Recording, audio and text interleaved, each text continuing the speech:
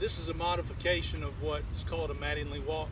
I make all my hitters get down a line, and they'll just walk down a line like this, working on their stride.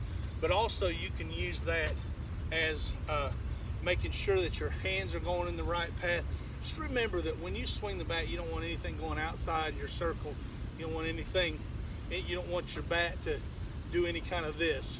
You want your hand to remain here, and your swing with your arms is actually going around your body and in a circular motion, and all you're doing is shifting your weight and getting to a spot.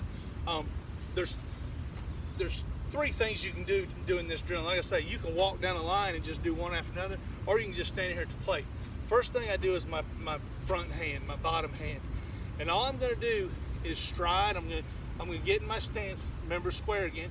I'm going to get in my stance, and I'm going to stride and try to get my weight transferred into a swing right here, okay, with one hand. All right, there's a few things I'm doing. One thing I want you to get familiar with is we talk about swinging across our face. Everything we do, we cross our face. We don't turn and do any of this. We make sure that we cross over. Anytime we take a swing, our hands and our core crosses our face.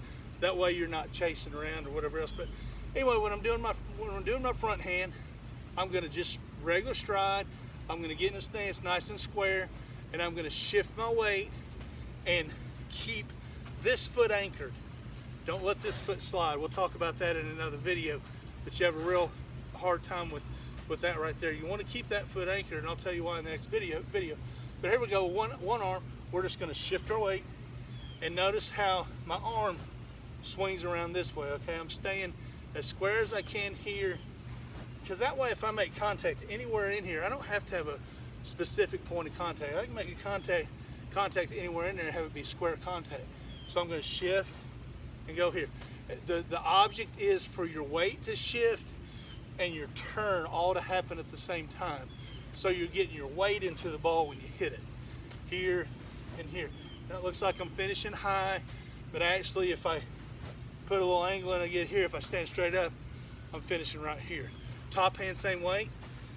Just let it go where it wants to go. Don't force it to do anything. Don't force it to go up or whatever.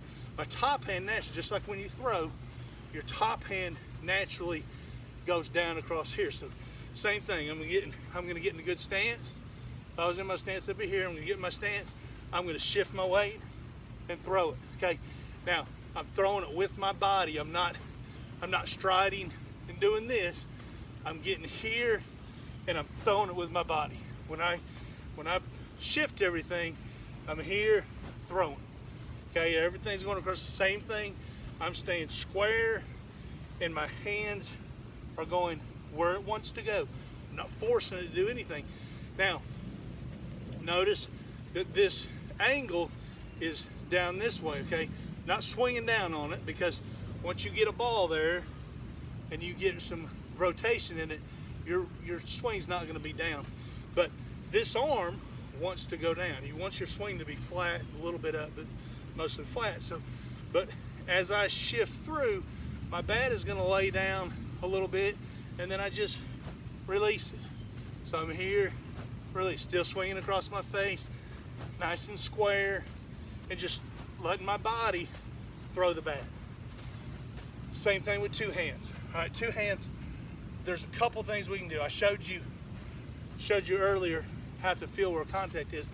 Well, something we can do to go to contact where we feel weight shift and we get our barrel out there where we wanted to get it, but we don't have to swing all the way through. So here's what it looks like. I'll get here, I'll stand here, and I'll stride and shift and get to there.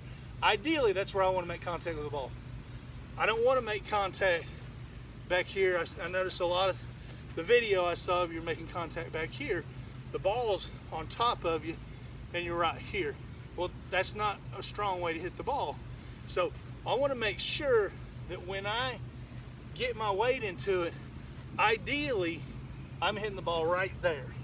That's the ideal spot. If they throw me inside, I'm going to hit it right there. Okay, ball's going fair.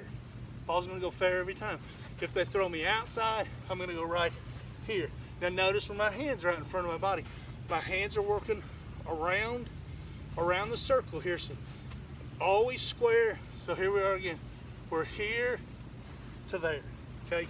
Here to there. Now notice I'm not going like this, okay?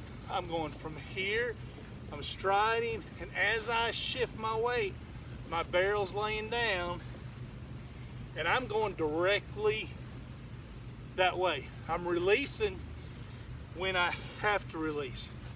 Getting to here, here, and release. That's staying inside the ball. Inside the ball isn't doing this or anything like that. I don't see none of that, but I know inside the ball is a term that a lot of people don't understand. Inside the ball, if I get inside pitch, as long as I'm turning my core here, I can stay inside the ball without doing anything crazy. So here we are, we're here with two hands, bam, that's contact. Just start feeling what that feels like, okay? Notice I'm lowering my legs. We'll talk about that in a second. But notice I'm not standing up. I'm lowering my legs. All right, that's enough of that.